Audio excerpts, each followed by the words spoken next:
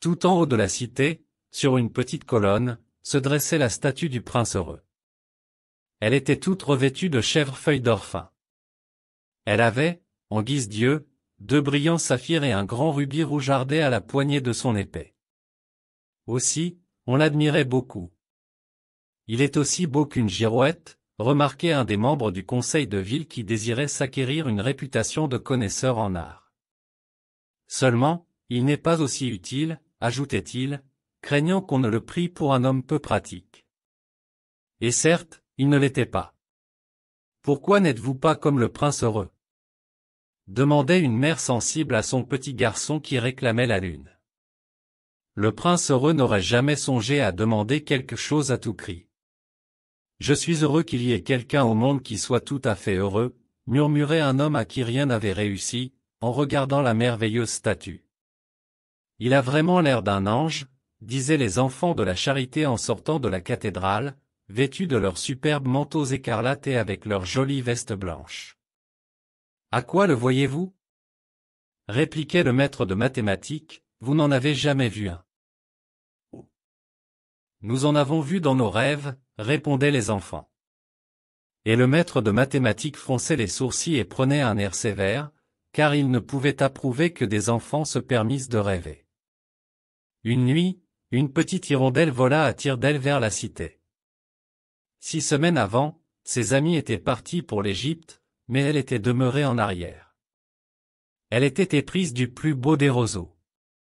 Elle l'avait rencontré au début du printemps comme elle volait sur la rivière à la poursuite d'un grand papillon jaune, et sa taille svelte avait eu tant d'attrait pour elle qu'elle s'était arrêtée pour lui parler.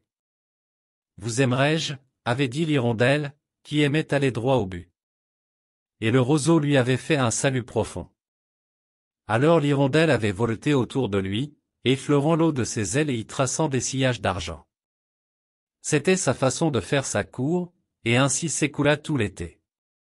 C'est un ridicule attachement, gazouillaient les autres hirondelles. Ce roseau n'a pas le sou, et il a vraiment trop de famille. En effet, la rivière était toute couverte de roseaux. Alors que vint l'automne, toutes les hirondelles prirent leur vol. Quand elles furent parties, leur ami se sentit isolé et commença à se lasser de son amoureux. Il ne sait pas causer, disait-elle, et, puis, je crains qu'il ne soit volage, car il flirte sans cesse avec la brise. Et, certes, toutes les fois qu'il faisait de la brise, le roseau multipliait ses plus gracieuses politesses. Je comprends qu'il est casanier, murmurait l'hirondelle. Moi, j'aime les voyages. Donc, qui même doit aimer à voyager avec moi? Voulez-vous me suivre? Demanda enfin l'hirondelle au roseau. Mais le roseau secoua sa tête. Il était trop attaché à son chez lui. Vous vous êtes joué de moi, lui cria l'hirondelle. Je m'en vais aux pyramides, adieu. Et l'hirondelle s'en alla. Tout le long du jour, elle avait volé et, à la nuit, elle arriva à la ville. Où chercherai-je un abri? Se dit-elle. J'espère que la ville aura fait des préparatifs pour me recevoir. Alors, elle aperçut la statue sur la petite colonne. Je vais me percher là, cria-t-elle. Le site est joli. Il y a beaucoup d'air frais. De la sorte elle vint s'abattre tout juste entre les pieds du prince heureux. J'ai une chambre dorée, se disait-elle doucement après avoir regardé autour d'elle. Et elle se prépara à dormir. Mais, comme elle mettait sa tête sous son aile, voici qu'une large goutte d'eau tomba sur elle. Comme c'est curieux! S'écria-t-elle. Il n'y a pas un nuage au ciel, les étoiles sont tout à fait claires et brillantes, et voilà qu'il pleut. Le climat du nord de l'Europe est vraiment étrange. Le roseau aimait la pluie, mais c'était pur égoïsme de sa part. Alors une nouvelle goutte vint à tomber. À quoi sert une statue, si elle ne garantit pas de la pluie, fit l'hirondelle. Je vais chercher un bon auvent de cheminée. Et elle se décidait à prendre son vol plus loin. Mais avant qu'elle n'ouvrît ses ailes, une troisième goutte tomba. L'hirondelle regarda au-dessus d'elle et elle vit. Ah! Que vit-elle? Les yeux du prince heureux étaient pleins de larmes, et les larmes coulaient sur ses joues d'or. Son visage était si beau au clair de lune, que la petite hirondelle se sentit envahie par la pitié. « Qui êtes-vous » dit-elle. « Je suis le prince heureux. »« Alors, pourquoi pleurnichez-vous comme cela » demanda l'hirondelle. « Vous m'avez presque trempé. »« Quand j'étais vivant et que j'avais un cœur d'homme, » répliqua la statue, « je ne savais pas ce que c'était que les larmes, car je vivais au palais de Sans Souci, dont on ne permet pas l'entrée au chagrin. Le jour, je jouais avec mes compagnons dans le jardin et, le soir, je dansais dans le grand hall. Autour du jardin courait une très haute muraille, mais je n'eus jamais fantaisie de ce qu'il y avait au-delà de cette muraille, tout ce qui m'entourait était si beau. Mes courtisans m'appelaient le prince heureux, et certes, j'étais vraiment heureux si le plaisir c'est le bonheur. Ainsi je vécus, ainsi je mourus, et, maintenant que je suis mort, ils m'ont huché si haut que je puis voir toutes les laideurs et toutes les misères de ma ville, et quoique mon cœur soit de plomb, il ne me reste d'autre ressource que de pleurer. Quoi? Il n'est pas d'or de bon aloi, pensa l'hirondelle à part elle. Elle était trop bien élevée pour faire tout ou aucune remarque sur les gens. Là-bas, continua la statue, de sa voix basse et musicale, là-bas, dans une petite rue, il est une pauvre maison. Une des fenêtres est ouverte et, par elle, je puis voir une femme assise à une table. Son visage est amaigri et usé. Elle a des mains épaisses, rougeaudes, toutes piquées par l'aiguille, car elle est couturière. Elle brode des fleurs de la passion sur une robe de satin que doit porter, au prochain bal de la cour, la plus belle des demoiselles d'honneur de la reine. Dans un lit, au coin de la chambre, gît son petit garçon malade. Il a la fièvre et il demande des oranges. Sa mère n'a rien à lui donner que de l'eau de la rivière. Aussi il pleure. Hirondelle, hirondelle, petite hirondelle, ne voulez-vous pas lui porter le rubis de la garde de mon épée? Mes pieds sont attachés au piédestal et je ne puis bouger. Je suis attendu en Égypte, répondit l'hirondelle. Mes amis voltigent de ça de là sur le Nil et bavardent avec les grands lotus. Bientôt elles iront dormir dans le tombeau du grand roi. Le roi y est lui-même dans son cercueil de bois. Il est enveloppé d'une toile jaune et embaumé avec des aromates. Autour de son cou, il a une chaîne de jade vert pâle et ses mains sont comme des feuilles sèches. Hirondelle, hirondelle, petite hirondelle, dit le prince, ne resterez-vous pas avec moi une nuit, et ne serez-vous pas ma messagère? L'enfant a tant soif et la mère est si triste.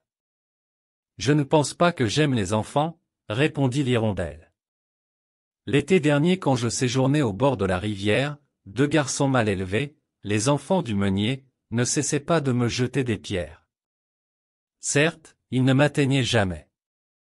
Nous autres hirondelles, nous volons trop bien pour cela, et, en outre, je suis d'une famille célèbre par son agilité, mais quand même c'était une marque d'irrespect. Mais le regard du prince heureux était si triste que la petite hirondelle en fut toute chagrine. Il fait bien froid ici, dit-elle, mais je resterai une nuit avec vous et je serai votre messagère. Merci, petite hirondelle, répondit le prince. Alors la petite hirondelle arracha le grand rubis de l'épée du prince, et, l'emportant dans son bec, prit son vol par-dessus les toits de la ville. Elle passa sur la tour de la cathédrale où des anges étaient sculptés en marbre blanc. Elle passa sur le palais et entendit de la musique de danse. Une belle jeune fille parut sur le balcon avec son amoureux. « Combien les étoiles sont belles, lui dit-il, et combien est puissante la force de l'amour. »« Je voudrais que ma robe soit prête pour la bal officielle, répondit-elle. J'ai commandé d'y broder des fleurs de la passion, mais les couturières sont si négligentes. Elle passa sur la rivière et vit les lanternes suspendues au mât des barques. Elle passa sur le ghetto et vit les vieux juifs qui faisaient des affaires entre eux et pesaient des monnaies dans des balances de cuivre. Enfin, elle arriva à la pauvre demeure et y jeta un coup d'œil. L'enfant s'agitait fiévreusement dans son lit et sa mère s'était endormie tant elle était fatiguée. L'hirondelle sautilla dans la chambre et mit le grand rubis sur la table, sur le dé de la couturière. Puis elle voleta doucement autour du lit, éventant de ses ailes le visage de l'enfant. Quelle douce fraîcheur je ressens, fit l'enfant. Je dois aller mieux. Et il tomba dans un délicieux sommeil. Alors l'hirondelle s'enfuit à tire-d'aile vers le prince heureux et lui dit ce qu'elle avait fait. C'est curieux, remarqua-t-elle, mais maintenant je sens presque de la chaleur, et cependant il fait bien froid. C'est parce que vous avez fait une bonne action, répliqua le prince. Et la petite hirondelle commença à réfléchir et alors elle s'endormit. Toutes les fois qu'elle réfléchissait, elle s'endormait. Quand parut l'aube, elle vola vers la rivière et prit un bain. Voilà un remarquable phénomène, s'écria le professeur d'ornithologie qui passait sur le pont. Une hirondelle en hiver. Et il écrivit à ce sujet une longue lettre à une feuille locale. Tout le monde la cita. Elle était pleine de tant de mots qu'on ne pouvait comprendre. Ce soir je pars pour l'Égypte, se disait l'hirondelle. Et, à cette perspective, elle était toute joyeuse. Elle visita tous les monuments publics et se reposa longtemps sur le sommet du clocher de l'église. Partout où elle allait, les pierrots gazouillaient. Ils se disaient les uns aux autres. Combien cette étrangère est distinguée. Cela la remplissait de joie. Quand la lune se leva, elle retourna à tire-d'aile vers le prince heureux. « Avez-vous quelque commission pour l'Égypte » lui cria-t-elle. « Je suis sur mon départ. »« Hirondelle, hirondelle, petite hirondelle, dit le prince, ne resterez-vous pas avec moi encore une nuit ?»« On m'attend en Égypte, répondit l'hirondelle. Demain mes amis s'y envoleront vers la seconde cataracte. La l'hippopotame se couche parmi les joncs et le dieu Memnon se dresse sur un grand trône de granit. Toute la nuit il guette les étoiles, et, quand l'étoile du matin brille, il pousse un cri de joie et ensuite il se tait. À midi, les lions jaunes descendent boire au bord du fleuve. Ils ont des yeux comme des algues marines vertes et leurs rugissements sont bien plus éclatants que les rugissements de la cataracte. Hirondelle, hirondelle, petite hirondelle, dit le prince, tout là-bas de l'autre côté de la ville, je vois un jeune homme dans un grenier. Il est penché sur un bureau couvert de papier et, dans un verre à côté de lui, il y a un bouquet de violettes fanées. Sa chevelure est brune et frisée. Ses lèvres sont rouges comme des grains de grenade. Il a de grands yeux rêveurs. Il s'efforce de finir une pièce pour le directeur du théâtre, mais il a trop froid pour écrire davantage.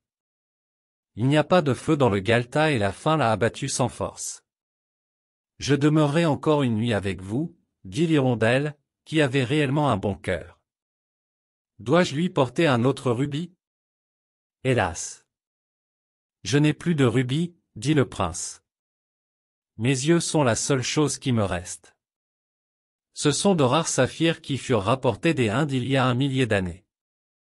Arrachez l'un d'eux et prenez-le pour lui. Il le vendra à un joaillier. Il achètera de quoi se nourrir et de quoi se chauffer et finira sa pièce. Cher prince, dit l'hirondelle, je ne puis faire cela. Et elle se mit à pleurer. Hirondelle, hirondelle, petite hirondelle, dit le prince. Faites ce que je vous commande. Alors l'hirondelle arracha l'œil du prince et s'envola vers le galetas de l'étudiant. Il était facile d'y pénétrer, car il y avait un trou dans le toit. L'hirondelle y entra comme un trait et sautilla par la pièce. Le jeune homme avait la tête plongée dans ses mains. Il n'entendit pas le trémoussement des ailes de l'oiseau et, quand il releva la tête, il vit le beau saphir couché sur les violettes fanées. « Je commence à être apprécié, s'écria-t-il. Ceci vient de quelque riche admirateur. Maintenant je puis finir ma pièce. » Et il semblait tout à fait heureux. Le jour suivant, l'hirondelle s'envola vers le port. Elle se reposa sur le mât d'un grand navire et contempla les matelots qui allaient d'énormes caisses hors de la cale avec des cordes. « Aïs !» criait-il à chaque caisse qui arrivait sur le pont. « Je vais en Égypte !» leur cria l'hirondelle.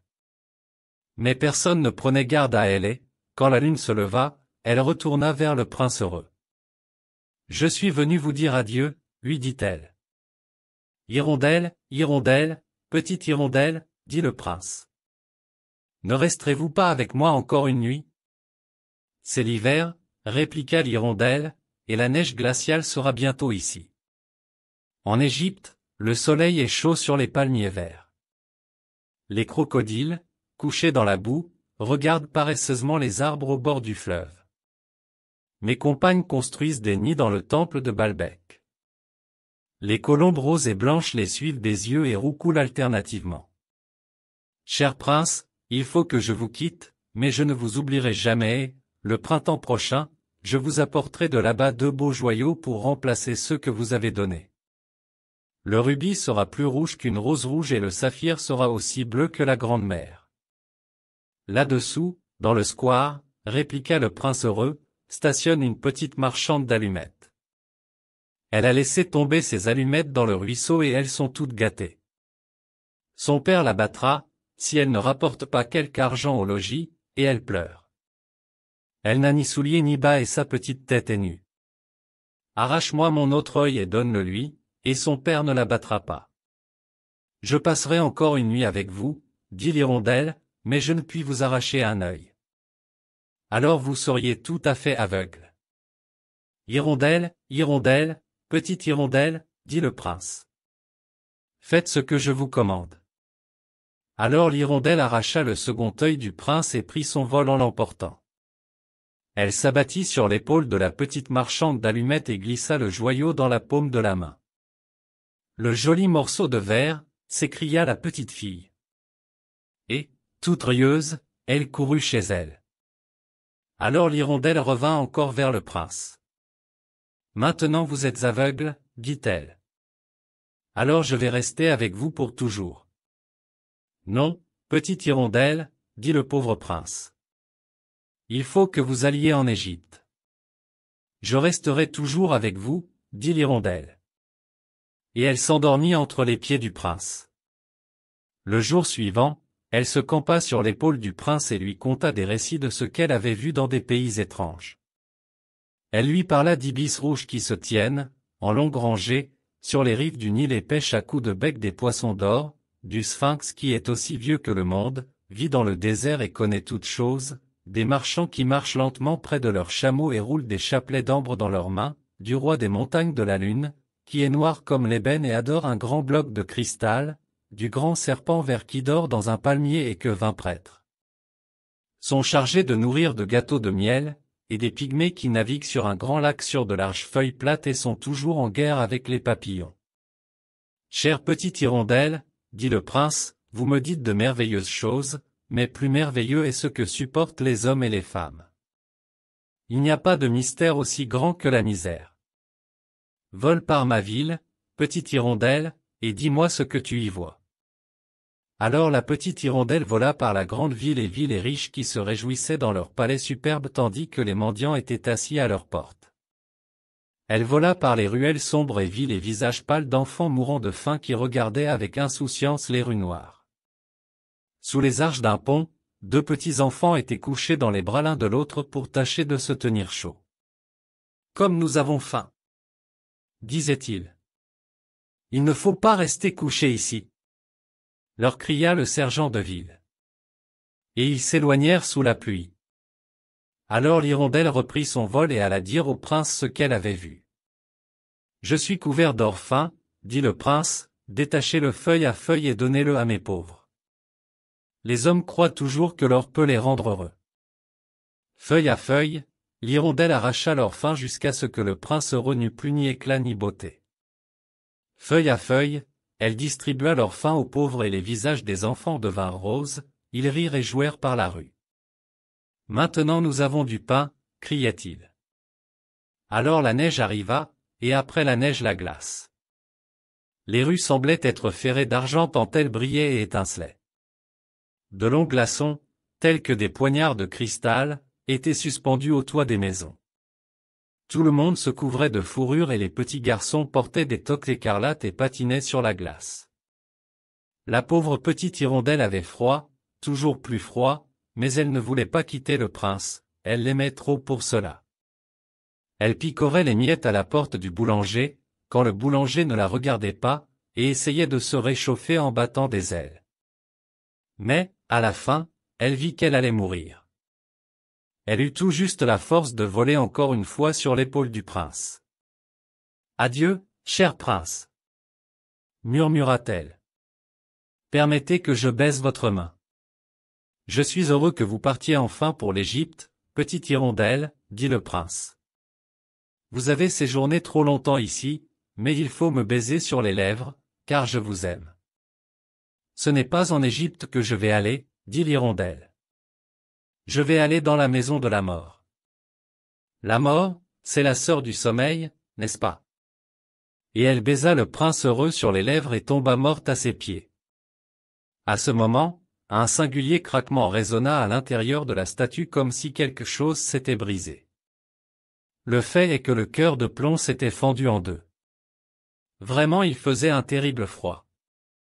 De bonne heure, le lendemain, le maire se promenait dans le square sous la statue avec les conseillers de la ville. Comme il dépassait le piédestal, il leva la tête vers la statue. « Dieu, dit-il. Comme le prince heureux semble déguenillé. Il est vraiment déguenillé. » dirent les conseillers de ville qui étaient toujours de l'avis du maire et eux aussi levèrent la tête pour regarder la statue. Le rubis de son épée est tombé, ses yeux ne sont plus en place et il n'est plus du tout doré, dit le maire. Bref, il ne vaut guère plus qu'un mendiant. Guère plus qu'un mendiant. Firent écho les conseillers de ville. Et voici qu'il a à ses pieds un oiseau mort, continua le maire. Vraiment il faudra faire promulguer un arrêté pour défendre aux oiseaux de mourir ici. Et le secrétaire de ville prit note de cette idée. Alors on renversa la statue du prince heureux. Comme il n'est plus beau, il ne sert plus à rien, dit le professeur d'art à l'université. Alors on fondit la statue dans une fournaise et le maire réunit le conseil en assemblée pour décider ce que l'on ferait du métal. Nous pourrions, proposa-t-il, en faire une autre statue. La mienne par exemple. Ou la mienne, dit chacun des conseillers de ville. Et ils se querellèrent. La dernière fois que j'ai entendu parler d'eux, ils se querellaient toujours. Quelle étrange chose, dit le contremaître de la fonderie. Ce cœur de fonte ne veut pas fondre dans le fourneau, il nous faudra le jeter au rebut. Les fondeurs le jetèrent sur le tas de détritus où gisait l'hirondelle morte. Apporte-moi les deux choses les plus précieuses de la ville, dit Dieu à l'un de ses anges. Et l'ange lui apporta le cœur de plomb et l'oiseau mort. Tu as bien choisi, dit Dieu. Dans mon jardin du paradis, ce petit oiseau chantera éternellement et, dans ma cité d'or, le prince heureux redira mes louanges.